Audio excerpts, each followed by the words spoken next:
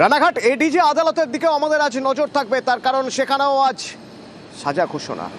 2022-এর ঘটনায় কি হয়েছিল? 2022-এ এক কিশোরীকে গণধর্ষণ করা হয়েছিল, দোষী সাব্যস্ত হয়ে গিয়েছে। এবার এই 9 জন দোষী সাব্যস্তকে সাজা দেবে আইন। কি সাজা দেবে অপেক্ষা থাকবে কিছুক্ষণে।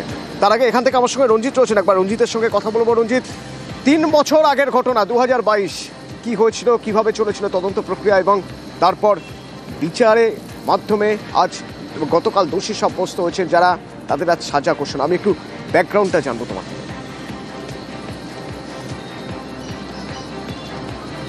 দেখো, 2022 সালের 4ঠা এপ্রিল, সেই 4ঠা এপ্রিল সন্ধ্যের সময় একেবারে হাঁসখালিতে নিজের গ্রামের পাশেই নাবালিকা গিয়েছেন তার বন্ধুর জন্মদিনের পার্টিতে। সেখানেই তাকে গণধর্ষণ করা হয় এবং তিনি অসুস্থ হয়ে পড়লে বাড়িতে ফিরে আসে রাতে, এবং সকালে যখন আরও অসুস্থতা আরও বাড়ে, কিন্তু তাকে হাসপাতালে নিয়ে যেতে দেওয়া হয়নি। যে অভিযোগ করছে, যে অভিযুক্তরা তাকে ভয় ভীতি দেখেছে তার পরিবারকে, এবং তার যখন সকালের দিকে তার মৃত্যু হয় বাড়িতেই, এবং তার যে ডেথ সার্টিফিকেট, সেই ডেথ সার্টিফিকেট পর্যন্ত ইস্যু করতে দেওয়া হয়নি, এবং দ্রুততার সাথে স্থানীয় একটি শ্মশানে তার দেহ দাহ করা হয়েছিল। এই ঘটনাটি ঘটে 2022 সালের 4ই এপ্রিল, এবং 5ই এপ্রিল সকাল পর্যন্ত ঠিক ছিল, কিন্তু তারপরে পরিবারের পক্ষ থেকে থানাতে অভিযোগ জানাতে বারবার বাধা সৃষ্টি করে অভিযুক্তরা এবং তাদের যে সাগরিত আছে তারা প্রত্যেকেই। এবং এই 9 জন যারা অভিযুক্ত প্রমাণিত হয়েছে, আজ তাদের সাজা ঘোষণা কিছুক্ষণের মধ্যেই, এবং তারা কিন্তু কোনোভাবেই থানা যেতে দিচ্ছিল না, বারবার বাধা সৃষ্টি করছিল। 9 এপ্রিল রাতে হাঁসখালি থানাতে পরিবারের পক্ষ থেকে লিখিত অভিযোগ দায়ের করলে 10ই এপ্রিল 2022 এই মামলা শুরু করে হাঁসখালি থানা। শুরুতেই এই মামলার যে অভিযোগ, এই ঘটনার যে মূল অভিযুক্ত সোহেল গয়ালি, তাকে গ্রেপ্তার করে হাঁসখালি থানা পুলিশ, এবং তার বন্ধু প্রভাকর পোদ্দারকে পরে গ্রেপ্তার করে। কিন্তু 13ই এপ্রিল মামলা চলে যায় সিবিআই এর হাতে। কলকাতা হাইকোর্টের নির্দেশে সিবিআই তদন্তে নেমে আরও 7 জনকে গ্রেপ্তার করে, তার মধ্যে মূল অভিযুক্ত সোহেল গয়ালি, তার বাবা সমরেন্দ্র গয়ালিকে গ্রেপ্তার করে সিবিআই। এবং দীর্ঘ 3 বছরে এই মামলার ট্রায়াল, মামলা শুনানি পরে গতকাল এডিজে আদালত 9 জনকে দোষী সাব্যস্ত করে। তার মধ্যে 3 জন রয়েছে সোহেল গয়ালি, প্রভাকর পোদ্দার এবং রঞ্জিত মল্লিক। তাদের বিরুদ্ধে গণধর্ষণ সহ পক্সো 6 নম্বর ধারাতে দোষ প্রমাণিত হয়, এবং বাকি 6 জন তাদের বিরুদ্ধে ষড়যন্ত্র, তথ্য লোপাট থেকে একাধিক বিষয়ে তার দোষ প্রমাণিত হয়।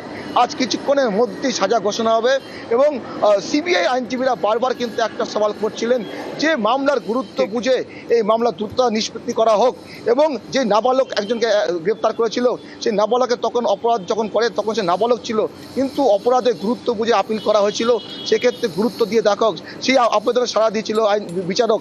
এবং তার বয়স এখন কিন্তু সাবালক, তাকেও কিন্তু গতকাল কাস্টাডিতে নিয়েছে পুলিশ, কারণ তার জামিনে ছিলেন 1 বছর ধরে। এবং আজ তারপর আমরা জানতে পারবো কি সাজা ঘোষণা করে রানাঘাট এডিজে আদালত।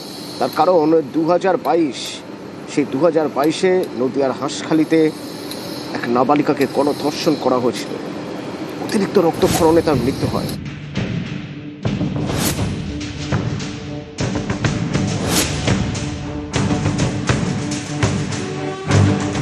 বন্ধুর জন্মদিনের পার্টিতে গিয়েছিল নাবালিকা, সেখানেই গণধর্ষণের অভিযোগ। বাড়ি ফেরার পর অতিরিক্ত রক্তক্ষরণে মৃত্যু। এখানেই শেষ নয়, অভিযোগ নাবালিকার বাড়িতে চাপ দিয়ে দ্রুত তড়িঘড়ি শেষকৃত্য করা হয়। 3 বছর আগের এই ঘটনায় সোমবার 9 জনকে দোষী সাব্যস্ত করল রানাঘাট মহকুমা আদালত।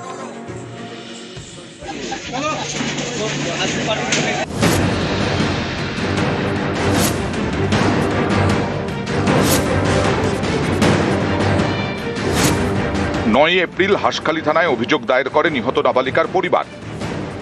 বন্ধু সোহেল গয়ালির বাড়িতে জন্মদিনের পার্টিতে যায় ক্লাস 9-এর ছাত্রী। 10ই এপ্রিল সেই সোহেল গয়ালিকে গ্রেফতার করা হয় সোহেলের এক বন্ধুকেও। 13ই এপ্রিল কলকাতা হাইকোর্টের নির্দেশে তদন্তভার নেয় সিবিআই। সোহেলের বাবা সমরেন্দ্র গয়ালি এলাকার প্রভাবশালী নেতা বলে পরিচিত, তাকে গ্রেফতার করে সিবিআই। এরপর গ্রেফতার করে আরও 6 জনকে।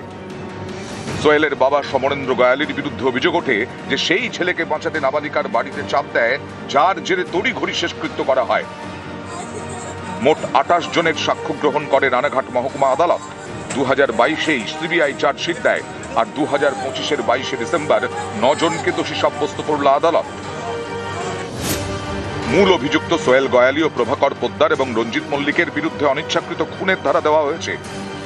এছাড়াও রয়েছে গণধর্ষণ, ষড়যন্ত্রের অভিযোগ, পক্সো আইনের ধারা। সমরেন্দ্র গয়ালি সহ অন্য 6 জনের বিরুদ্ধে ষড়যন্ত্র, তথ্য প্রমাণ লোপাট সহ একাধিক অভিযোগ।